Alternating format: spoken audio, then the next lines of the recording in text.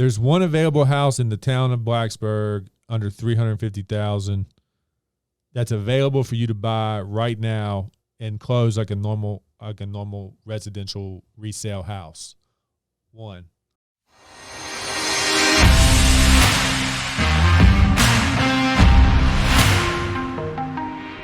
All right, guys. All right, we're already in the middle of this conversation. Episode 29 of Putting You in Your Place.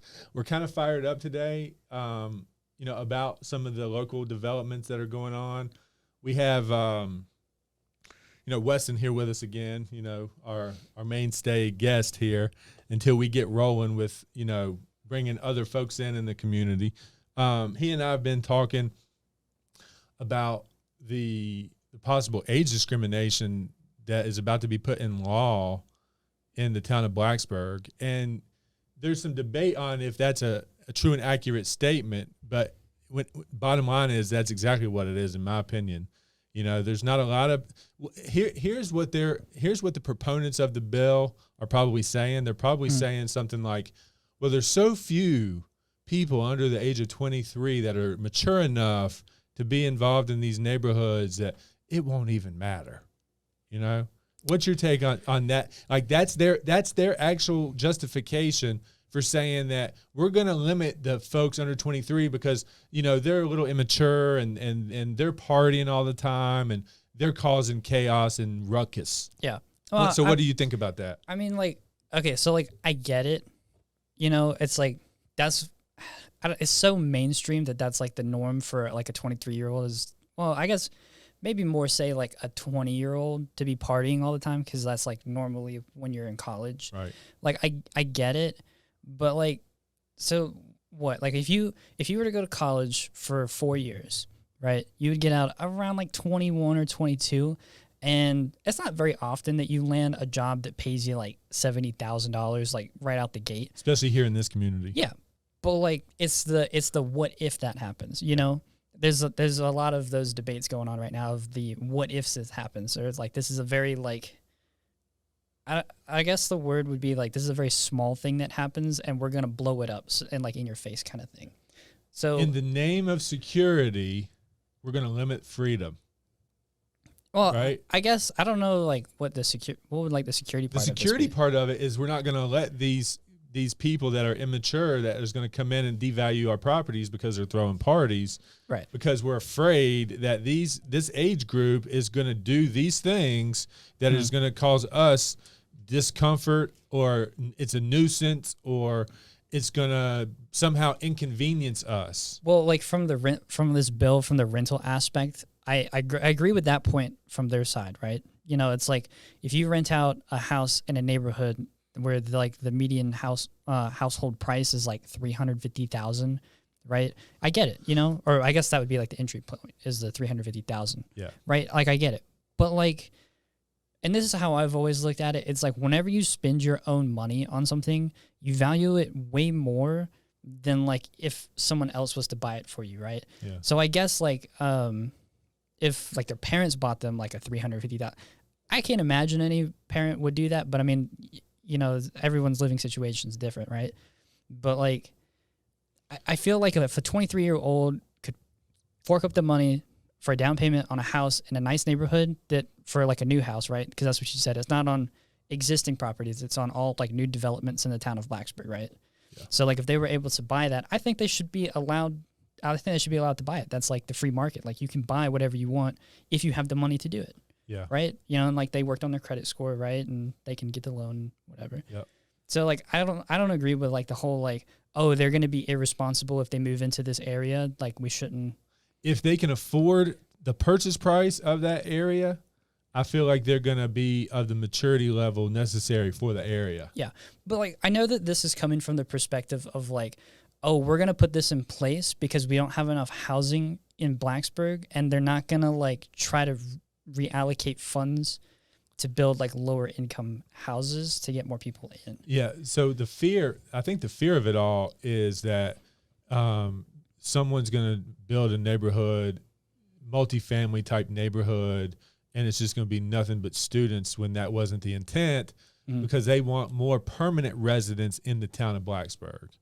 Yeah. So they think that limiting limiting the 23 and below is going to deter those investment type people buying those and putting, kids in them. Yeah, and that's very true. But like at the same time, you also have these other, because like Virginia Tech's probably like the main employer of Blacksburg, I would say. Yeah.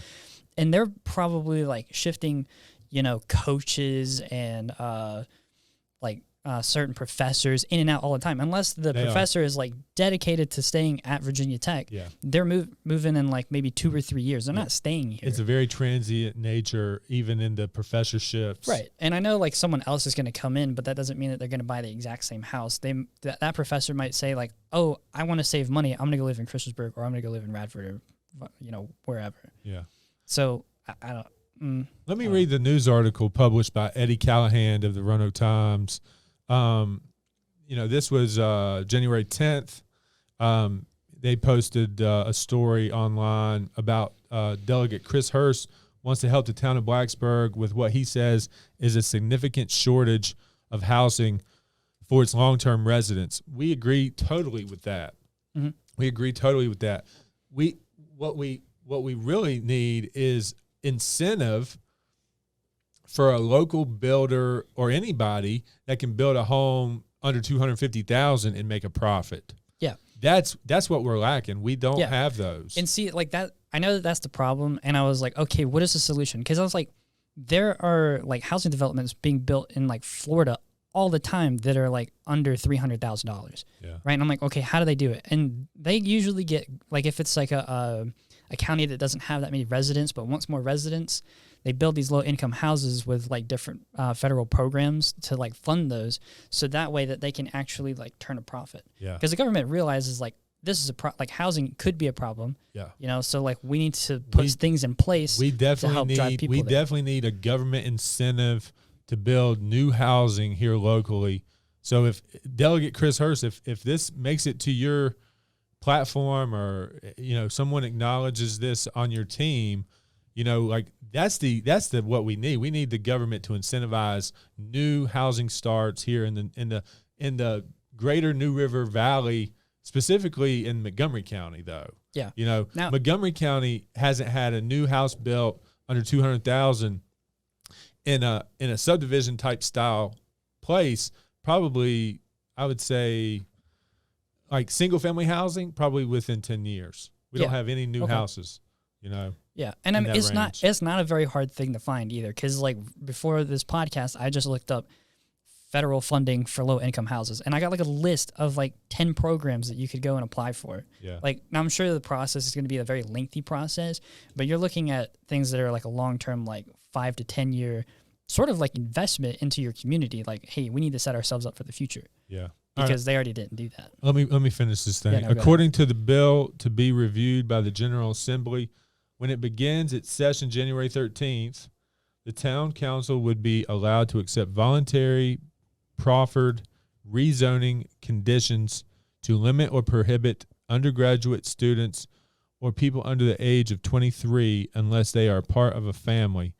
The acceptance would be contingent on the town of Blacksburg being required to designate areas where student housing is encouraged. Okay. So again, before we went on air, we were talking about this and how we felt like, and you're right, I guess. I mean, they can just designate areas. Maybe this is an area that already exists. Like, I don't know. Like that's if they can go into areas that already exist and line those up, what I guess we would call red line those as areas that have to be plus 23 years old. I am a definite proponent of that. I mean, an opponent. I don't agree with that. I don't agree with that at all. That they can go into areas that are already existing and say this area is plus 23 and no one under 23 can be here unless they're a part of a family. Yeah. Yeah. Like, I mean, and again, I understand where they're coming from. Housing is an issue in Blacksburg specifically, but there are just so many other there are so many other ways that you could fix that. Yeah. And I don't think that this is like the solution. I don't think the solution is to discriminate against undergraduates and people under the age of 23. I think the solution would be to go and find federal funding to help developers build in the New River Valley and create jobs and create more money for the New. I mean, like that almost seems like a no-brainer. Yeah. Like I don't. It doesn't make sense to me. Yeah. But like we were talking about, like how okay, so if this does pass, you know, this is for Blacksburg, right? If students run out of places to go and live, right? I mean, they don't like run out of places to go. We would hope not. That would. Well, I mean, look, the free market is running wild here, and there's not enough opportunities in designated spaces. Designated spaces, I mean, like what they would want designated spaces to be. So it's spilling over into normal residential areas, right? You know, so that just means we need more.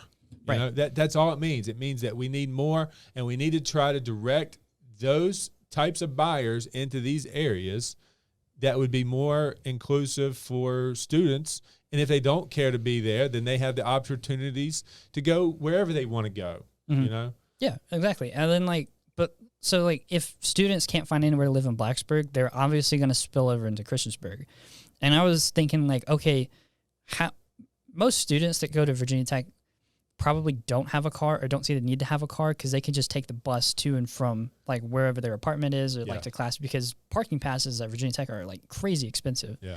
So like, I mean, Blacksburg Transit does go to Christiansburg, but I don't know if it would be able to handle like an influx of people. So like now that they've created a problem for Virginia Tech, and Virginia Tech has to figure out, because isn't Blacksburg Transit is run by the town, right? Yeah, it's run by the town. So like the town just created another problem for themselves to help Virginia Tech get students to and from like where they're living in Christiansburg.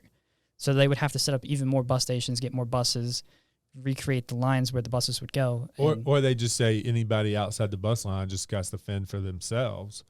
You know, like I guess they might not roll more infrastructure into Christiansburg, you know, but what will happen is Christiansburg, you know, Blacksburg is kind of like Big Brother, right? Mm-hmm. And everybody around Blacksburg is going to look to Blacksburg and see what they're doing and use them as kind of like the bar that's being set and try to match the bar, you know? So then it's going to spill over, and Christiansburg is going to try to do the same thing because there's going to be an influx of people spilling over into Christiansburg to find good housing. Exactly. Yeah. You know? Yeah. So, and like this bill is almost borderline against the Fair Housing Act of 1968. Like I was reading up on that bill. It doesn't specifically say anything about age, but it does talk about like, what is it? What are they specifically family status? They talk about family status in it a lot. Right. Right. And that's kind of, I don't know, this bill is like very borderline against that. The only state that does specifically extend that to age is New York State, from my knowledge. It's like they specifically say under their human acts, or what is civil rights. Hold on, I have like the specific word. Oh, I lost it. I must have closed the article. But under their human rights, like in there, they can't discriminate against age in New York State. Right. So I feel like every state should adopt that if this becomes a common practice for like places that are struggling with housing. Because like, I'm sure we're not the only county that's struggling with that, right? Yeah. So I feel like everyone should adopt that. See, and here's the problem is the 18 to 23-year-old age group, it's not even, most of them don't care. The majority of them don't care. They'll let that freedom go.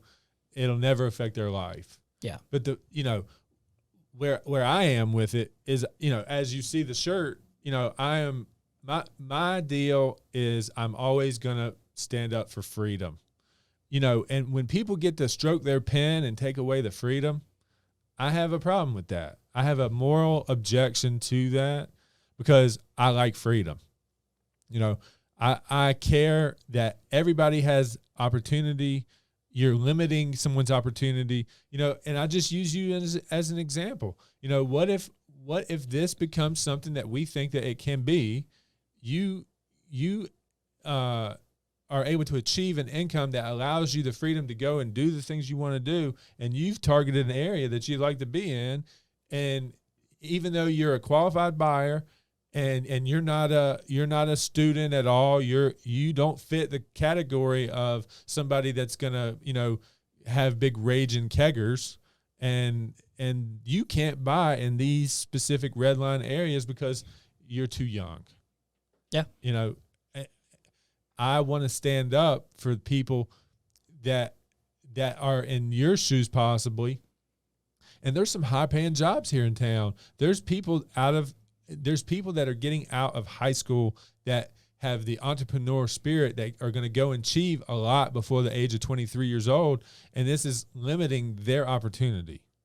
And I'm not for the limiting of any opportunity. You know, and off air, we use the example, well, you know, they've got communities that they designated for 55 and older, and people under 55 and older can't buy in those communities. Mm-hmm.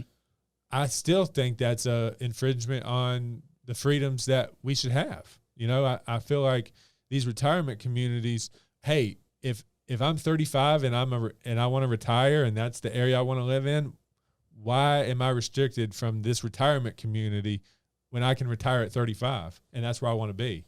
My mom lives next door. My mom bought a place. I want to live right next to her, and I can't because I'm too young. Like, that's not right either, you know, in my opinion. Yeah. So I don't know. I'm a little more lenient on like the retirement communities because it's like they're retired. They don't really have a lot going on anymore, and you know they're all around the same age, so it gives them a social opportunity to like mingle with each other. So I'm a little more lenient on that. Hey, not that I ever want to be in a a community, but if there's a scenario that limits freedom, I'm opposed to that thing. Gotcha. I'm gonna always. I'm like on the freedom party, like whatever that is. Like I don't even know. That's probably not a thing, but like I'm not a.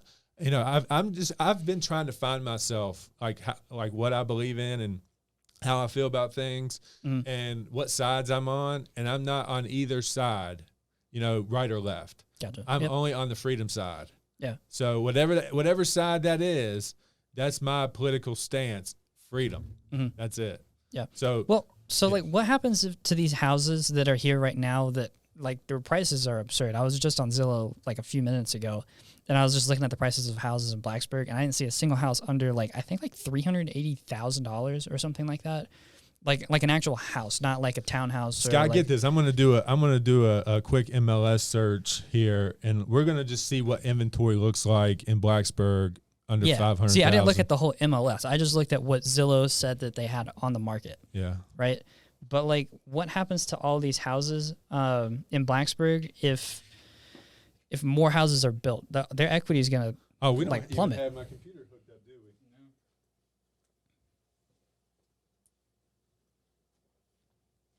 No. I've got mine, but I mean yours might be quicker.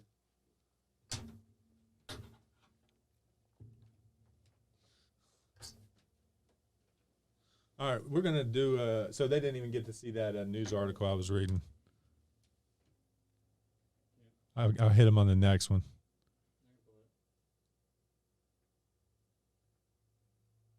All right, we're gonna do a quick inventory search.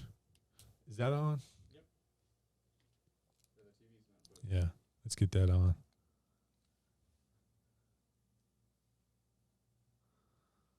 All right, residential search in Blacksburg, Virginia, under 500,000. We're just going to do a $500,000 search real quick.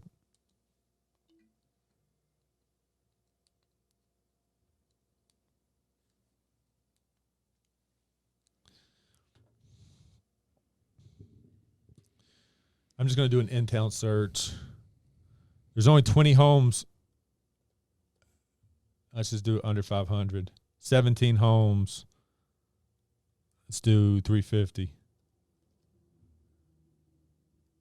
5 homes in Blacksburg under 350,000. Are they houses or pieces of land? Oh, well, they're all categories here. Let me just do. Because I found land under 350,000. I'll put detached. This is all residential. Okay.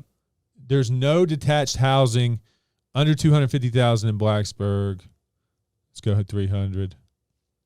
There's no housing in Blacksburg town limits under 300. There's 2 houses. Let's look at what these 2 houses are under 350,000. 1,600 square feet. Looks like new construction. Probably not even built. Now this is a proposed model. So this is not even a home that you could actually buy and go live in 30 days after you close the loan. There's one available house in the town of Blacksburg under $350,000 that's available for you to buy right now and close like a normal residential resale house. One. That's pretty amazing. See that? Yeah, that's what I was saying. Like, it's ridiculous. Yeah. Right. So like, I don't know. I'm not a big fan of this bill. I think there are a lot of other things that they could have done, such as like federal funding for low income houses to bring more people to Blacksburg. But at the same, like, I don't know. So it's like we feel too restricted. We feel like there's nothing available anyway, and now there's more restrictions put on. That's just going to drive people out of Blacksburg. Yeah, I mean, it's not a solution to the problem. It's just a Band-Aid. It's like, what you like if it happens again? Like, what are you going to like raise it to 25 and then the 28 and then 20, like the 30? You know what I mean? And like, how does this even get enforced? You know, like when I submit your contract for this house, are they going, well, how old is he? You know, what does that even matter? You know, like when is that going to be enforced? Are they going to take your license at closing and look and say, well, you're 22 years old. Sorry, contract's canceled. Yeah. Are they like, how are they going to enforce this? You know? I'm not sure. I'm not 100% sure. It might be outlined in the bill. Yeah. I haven't read the whole thing. I just kind of skimmed over it. It's probably in there. I would hope. Needless to say, we're opponents to this, and you know, we messaged Chris Hurst and wanted to talk to him about that. You know, like what his rationale was, how you know, I wanted to present our questions to him. He's not responded in any of our social media attempts to contact him. He's not been responsive to us in that regard. So did you email his office? I you know, he and I will respond to each other on Twitter, believe it or not. Like he will, you know, I'll retweet something of his, or, you know, he'll, you know, I'll make a comment and he'll comment back or something like that. So we've had back and forth. He knows probably by now that I oppose a lot of the things that he is putting together, just because a lot of the things that he's putting together limits freedom, you know, and you know, I like the guy. He's a fine guy. I just don't agree with some of his agenda items. So, you know, I've been in opposition to a lot of the things that he's trying to do. So yeah, that's the history of that. That's where we stand on that. Would love to hear other people's opinions on it. Like, make it make sense. Make it make sense to me. It doesn't make any sense to me. Yeah, like, I mean, I've always been one of those people where it's like, if you give me like a good reason to think differently, I'll adopt it. Me too. So I'm the first person to change my viewpoint if better viewpoints are presented to me and it makes sense. Yeah. If you present a viewpoint to me that doesn't make any sense, then I'm not gonna change my view. But if you bring me solid evidence and a good argument and it makes sense that I was wrong, I'll be the first one to admit and surrender my viewpoint and adopt a new one. Yeah. So. And like, I'm sure I could probably have a clouded judgment right now, you know, because I'm only 21, right? Yeah. So I have huge bias towards this since I'm like indirectly affected by this. Yeah. No, you're directly affected by this. Well, like, I'm like a proponent of like what would happen to this. Like, I didn't do anything to incite this, but it affects me. So that's kind of what I guess that might not be the right word, indirectly, but yeah. Well, I mean, you would be directly impacted if you were a home buyer and you were limited to the areas that you could buy. Yeah. We already have such few opportunities that if this goes into action, you're going to have much fewer opportunities. Yeah. So, I mean, you know, what if you get, you know, on your Robinhood account and you hit that one stock and you knew that was going to blow up and you threw down $1,000 on it and it went, you know, 50x. Yeah. You know, then you'd be a player. Then you'd be in there. True. So, little side note. So I was like, I was talking to someone about trading stocks. You know that if I had like an $80,000 student loan, like let's just say I had $80,000 given to me instead of like towards a student loan. Yeah. And I just like put that all into Tesla. Like last year, like a year ago today, I did the math on it. be like at 600,000. I could straight up just buy a house in Blacksburg without it being a problem. Exactly. So, I mean, like, probably not going to happen. No, hey, look. But like, well, if you're studying the emerging markets, you will have another opportunity if you're bold enough to take action, even at $1,000 investment. What would $1,000 investment be? You know, it would still be significant gain. Mm-hmm. So yeah, for sure. And like, I don't know his name, but my mom works at DMV, and there was a guy that came in there. She said he was around my age. His parents gave him some money. He made an investment. He was going there to register his new McLaren in Christiansburg.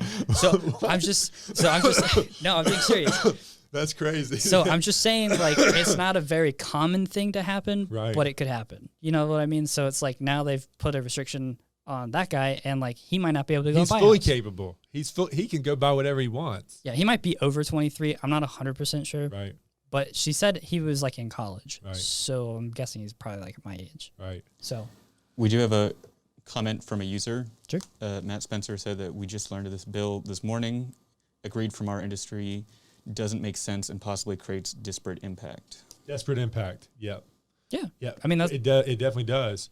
There's unintended consequences for this bill, and it should be looked at as age discrimination, and it should be eliminated. It should not pass. But see, that's like one of those weird things where it's like you look at the Fair Housing Act, and it doesn't specifically say anything about age. Yeah. And our state hasn't extended the Human Rights Act to go towards I'm not going to be an authority or an enforcement agent of that. If my client, wants that home in that area that is age restricted, I don't know how old you are. Mm-hmm. That's my take. That's my stance.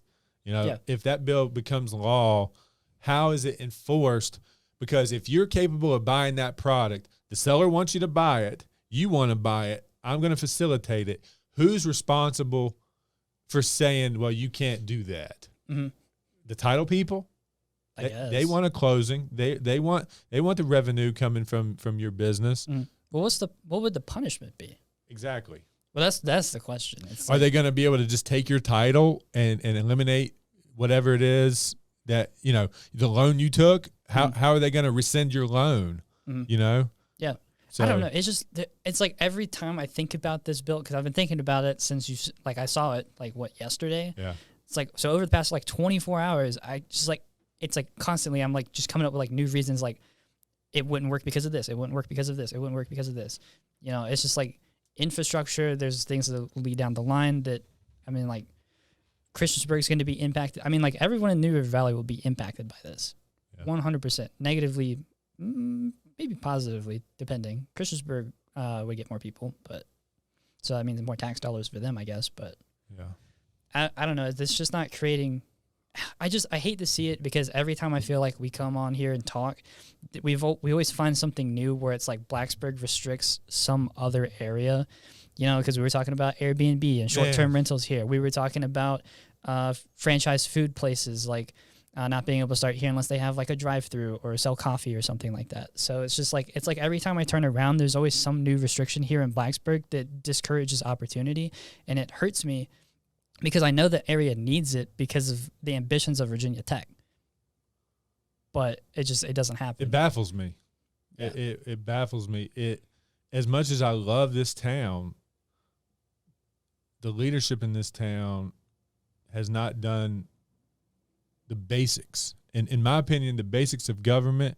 I posted this on my Facebook timeline the other day. The basics of the government are to protect our freedoms and enhance the opportunities for the individuals in the community. Not to give them anything or take anything. Not to legislate from their desk what we, they're supposed to be serving us, not ruling us. Mm. And it seems like they want to rule us, unfortunately, and this is a good segue into our next topic. Tonight they will decide on the gun ban, or, the gun legislation that they want. And there's no doubt in my mind it's passing. There's nothing There's nothing anybody's going to stand up and say at tonight's meeting that's going to change anybody's mind, in my opinion. Yeah. I'm going. I'm putting my mask on, and I'm going, and I'm going to stand up, and I'm going to say something, but it's not going to mean anything. I just want to be on record. I want to be on record saying the same thing I just said to you, I want to say to them, and it's a shame that, it feels to me that, with the censorship going on and everything, it just seems like it, the government is trying to rule us more and more and more every day, and not stand up for us and do what the people have sent them there to do, which is do the things we want them to do, to protect those freedoms and not let those freedoms go away, pretty much. And how do you feel about that? Is that what, like how the government's operating? I mean, do you feel any similar to what I feel? Yeah, no, I mean, I agree. I feel like there's a huge disconnect between the people and the politicians. That's how I feel. And I feel like social media is a big proponent of that. Like they love that. Yeah. Because it keeps people coming back for what's going on. And I was sitting through a seminar earlier this morning put on by the magazine Founder. And they were, and this this could kind of relate to the point that I just said, but it's social media creates an opportunity for businesses to talk to their consumers directly instead of having some middleman marketer. Like for you, for example, you could hop on Instagram Live or Facebook Live and talk to all of your clients, your past clients, your future clients, whatever, directly. You don't have to go to some marketing agency and be like, hey, I need you to run this video for me live, Right.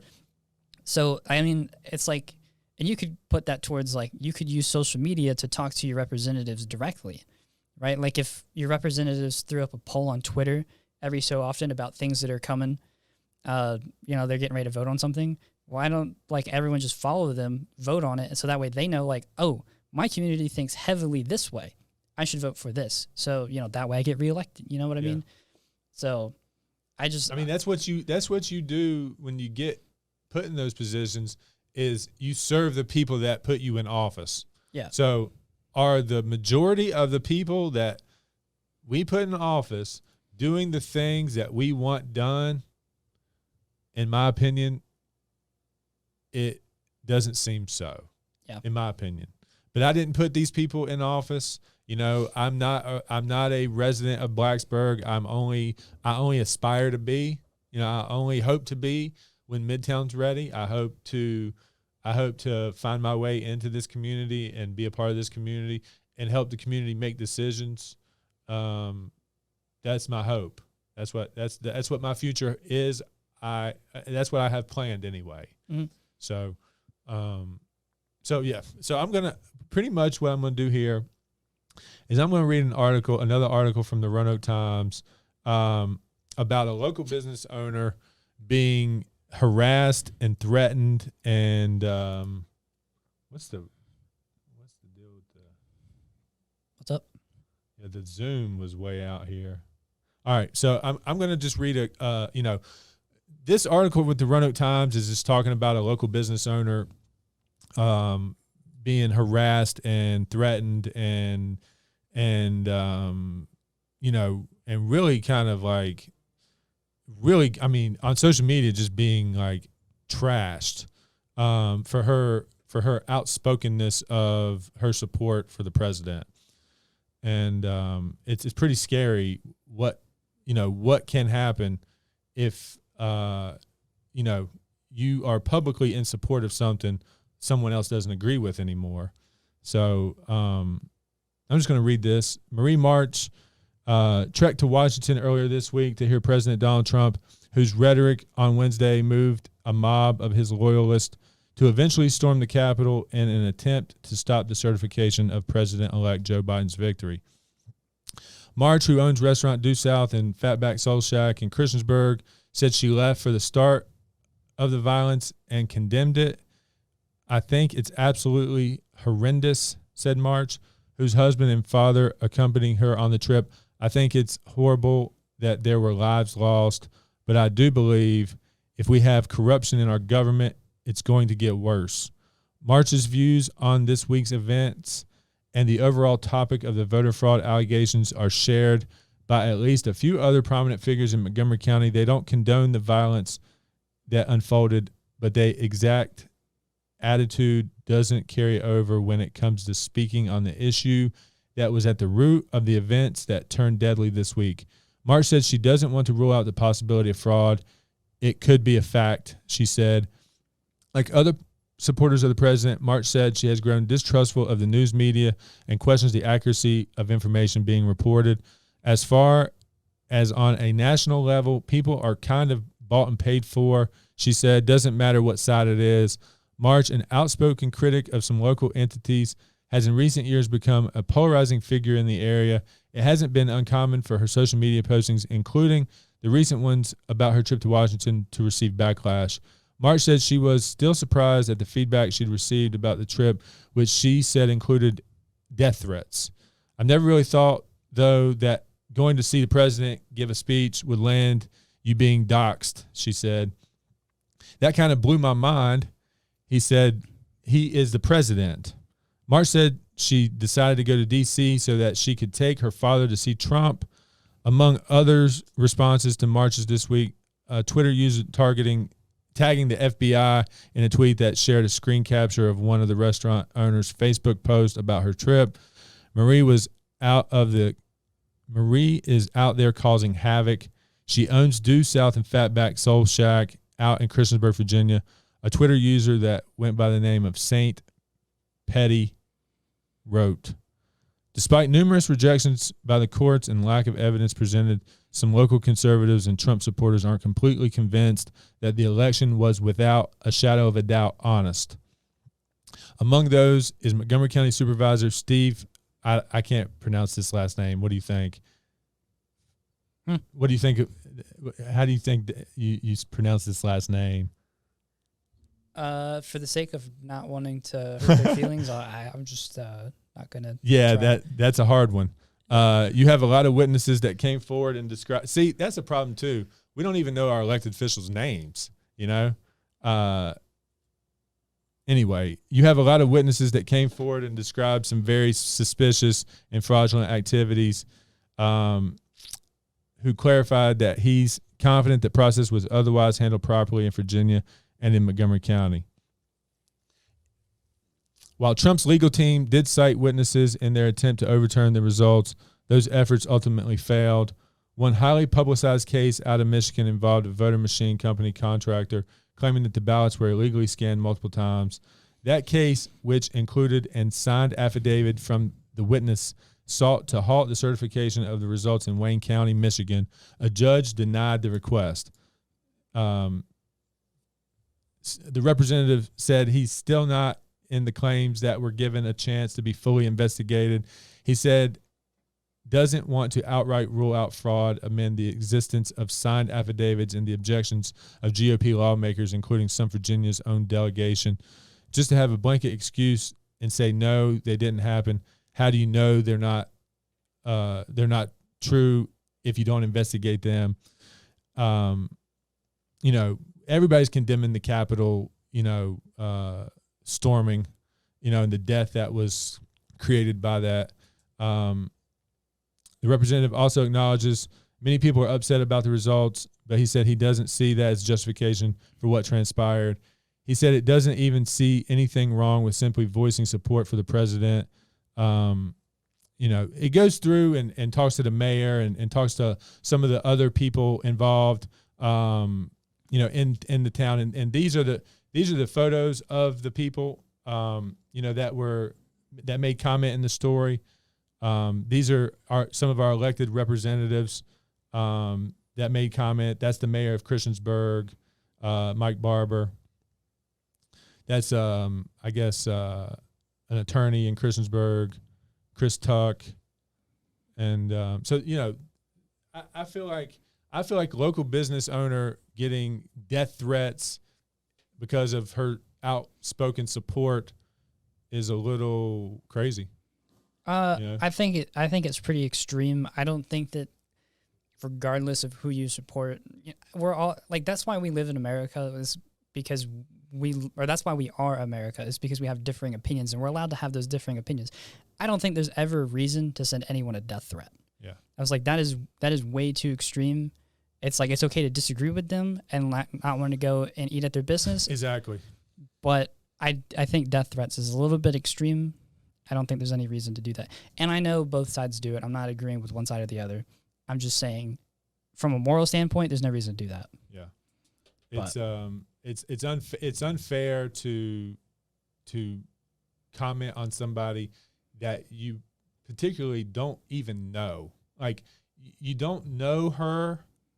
These people making these claims, they don't know who she is.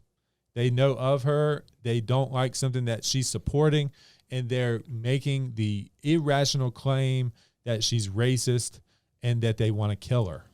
Like, that's craziness. That's a fringe that nobody needs to live on and nobody needs to be in.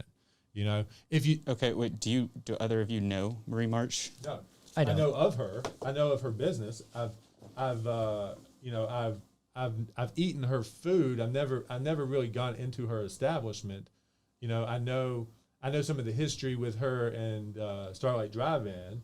You know, I know some of the things she's been. Right, I do know Marie March. Okay. Actually, like personally, I live like 3 blocks from her business due south, and I volunteered my time for free to help her fight local like noise ordinances that we're trying to close the Starlight Drive-In. Yeah. She's a lovely person, a wonderful person, but she does deserve a lot of what she's getting, because she was going on social media during like the Black Lives Matter protests and saying some frankly like incredibly racist stuff, and she was like just going after people who totally didn't deserve it, like posting things about like weed smoking millennials who were lazy and like deserved like all the oppression they were getting from the police.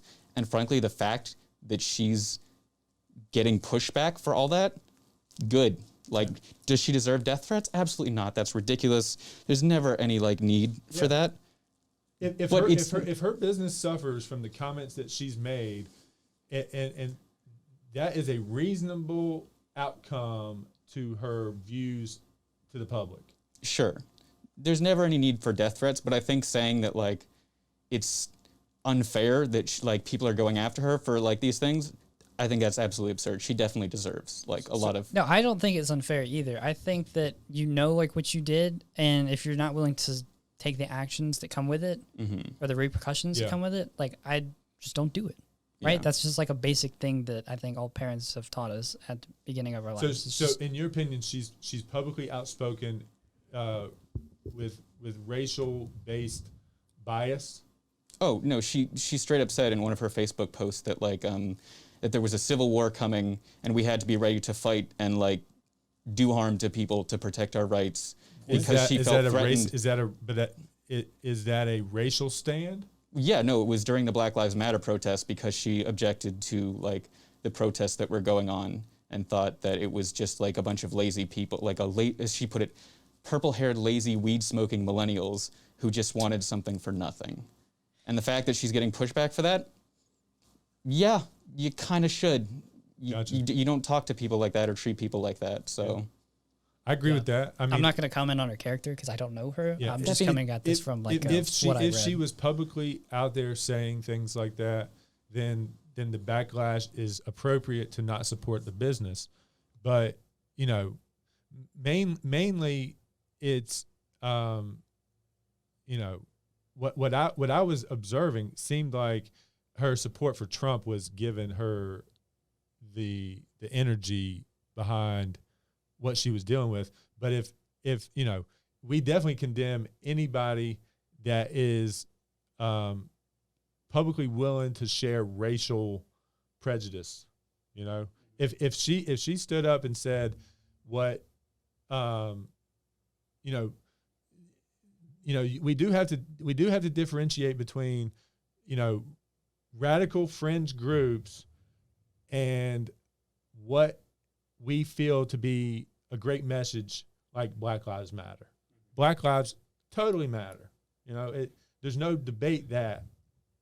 But BLM creating, havoc and burning down cities, that's another discussion. So we have to differentiate. But how can she condemn something like that and then support a group that goes to like DC and does the same thing, that like breaks the law and like invades the Capitol building? How can she on one side? But to me, she's not supportive of the invasion or the storming of the Capitol. Okay. So the whole movement was to be peaceful and to voice strongly an opinion of dissatisfaction with not trusting a result of our election, right?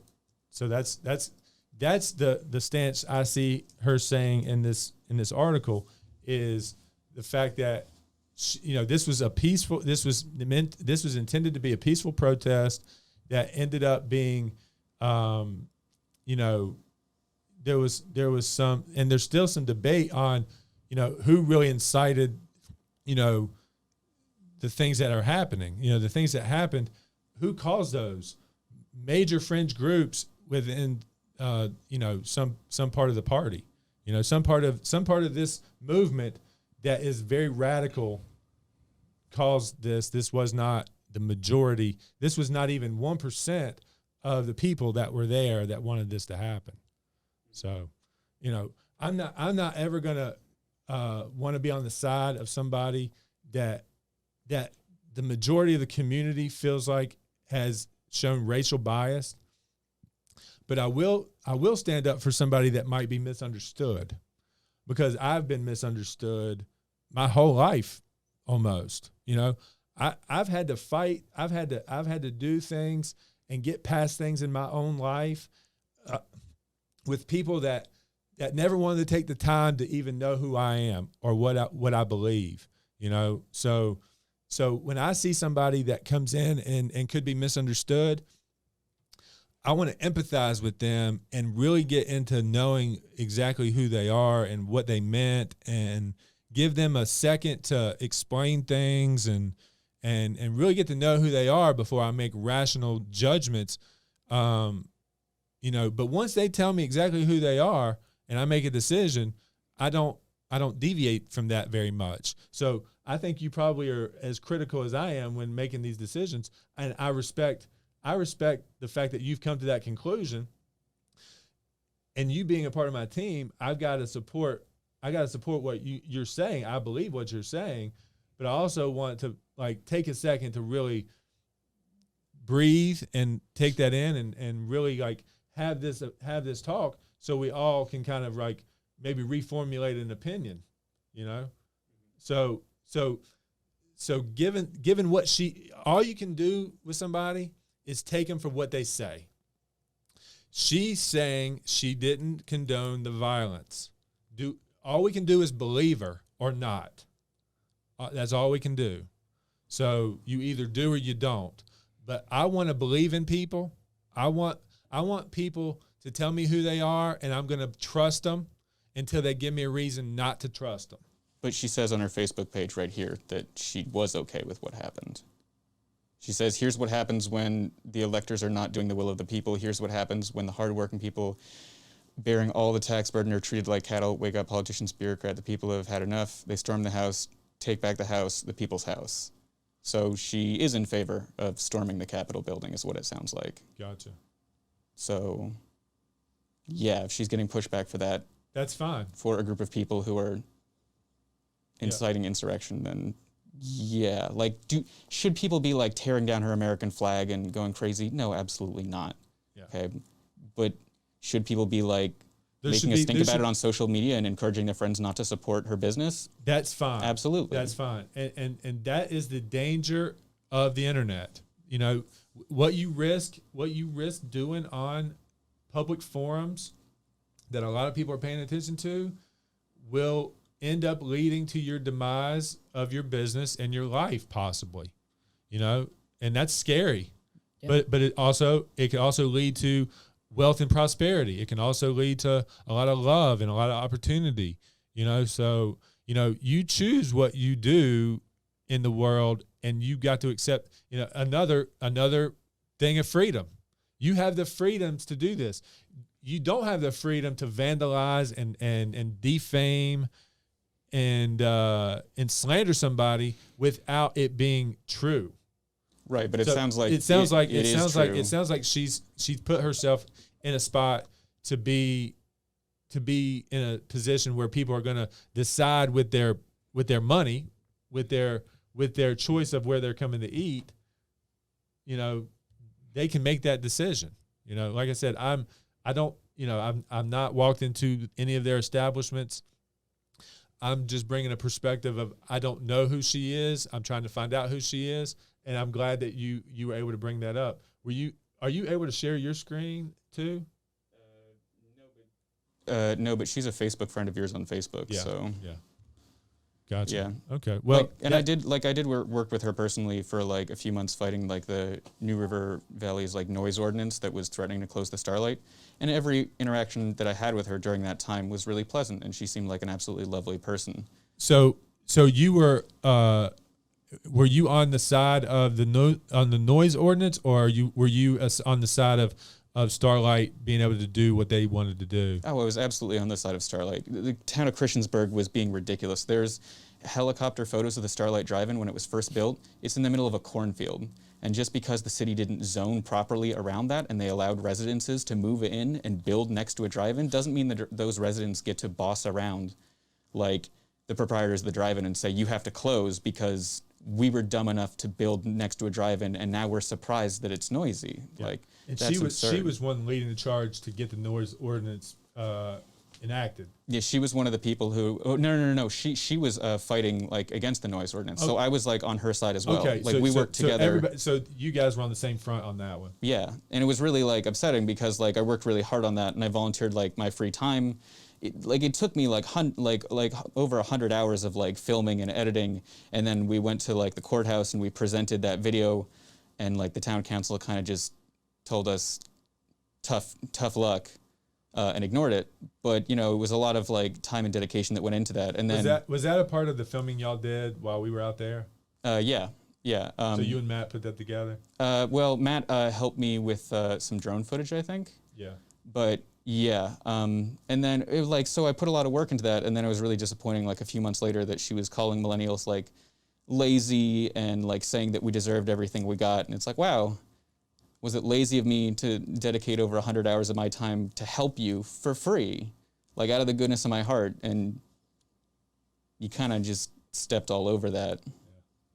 So yeah, that hurts when that I can see how that would be hurtful if you were willing to come off and help the cause that she was like spearheading, and then she turns around and directly takes a shot at what you think, you know, some of your beliefs and like who you are. Yeah, well, you know, like my generation, and saying that like, oh, like we're complaining, but it's because, you know, we're lazy and we just want things for free. Yeah.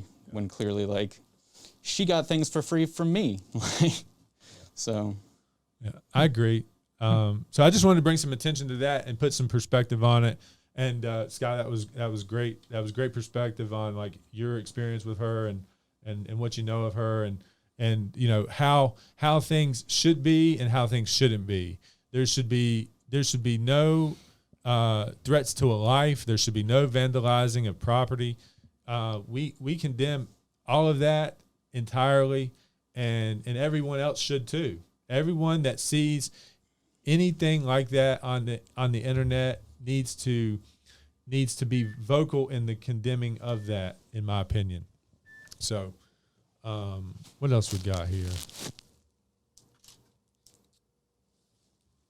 Oh, couple of quotes. We decided we wanted to do, I built a large following, just by posting a quote or two every day, just being positive, just spreading a positive message to people every day on Facebook for the last 12 years, and then going out and living a positive life, not ever really being down or depressed or in the dumps or woe is me or blaming anything of my life on anybody else, but me. And now we're going to do some of that, on video.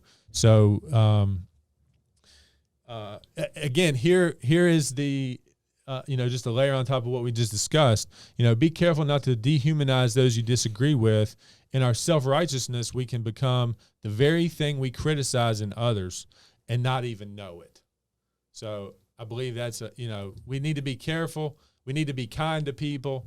We can disagree with people in a large way, but let's just continue to have discussions with these people and see if there can be any common ground obtained, and move forward together, and be able to achieve the things we want to achieve for ourselves in life. So there's the quote of the week. And I was going to share a TikTok video as well. Let's see if it'll pull up. Everybody should know by now I am a huge a huge fan of TikTok. Where's the sound on this thing? Oh, I have the TV muted. Hold on. Yeah, I was about. Oh, you got it?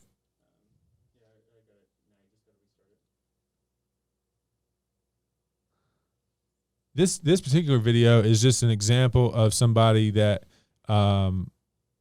is explaining what he was going through, and this is from CBS. So you're not getting any audio? Yeah, I think it's probably coming out through your laptop, but it's. Oh well, we'll try to get that. We'll try to get better on that next week. Let's see what's going on YouTube right now. We might just stay live if we got President Trump talking, we're gonna air this and just react to it. Are you getting any audio from that, Sky? I'd like to be able to hear that.